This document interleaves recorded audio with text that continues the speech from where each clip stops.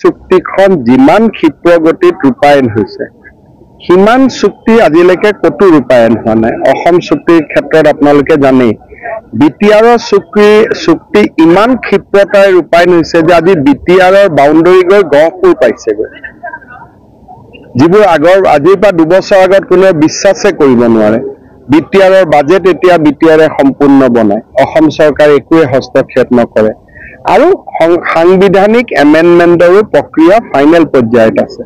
গতিকে মই ভাবো যে বিটিআৰ চুক্তি ৰূপায়ণ নোহোৱাৰ অভিযোগ তোলাটো একেবাৰে সত্যৰ ওপৰত প্ৰতিষ্ঠিত নহয়। বিটিচি চুক্তিয়ে হওক বিটিআৰে হওক যিমান কেইখন চুক্তি হৈছে গোটেই কেইখন চুক্তিক ৰাজ্য চৰকাৰ আৰু ভাৰত চৰকাৰে সন্মান জনাই আহিছে। নতুন ক্ষেত্ৰত কি ক'ব? আমি এটাই কৈছো, আমাৰ সম্পৰ্ক বড়ো সমাজৰ লগত।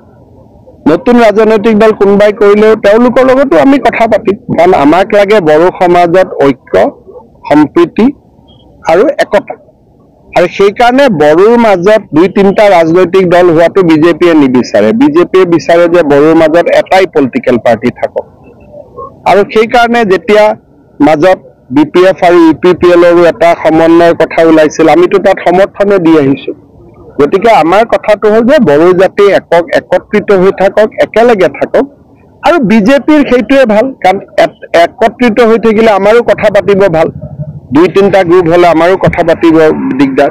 কিন্তু ব্যক্তিগতভাৱে মোৰ অঞ্জলি দৈমাৰীৰ লগতো ভাল, তাত কোনো অসুবিধা নাই।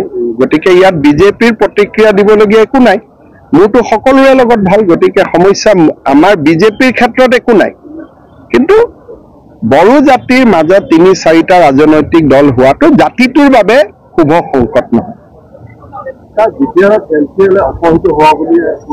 কোন MCL?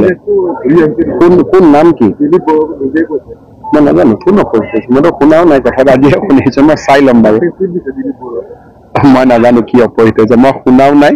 কিবা আছে যদি মই প্ৰমোদৰ লগত পাতি ল'ম, মোক কোনেও কোৱা নাই এতিয়ালৈকে। এইকেইদিন অৱশ্যে ময়ো অলপ বেলেগ কামত ব্যস্ত হৈ আছো। হ'ব, সকলো ভালে থাকক।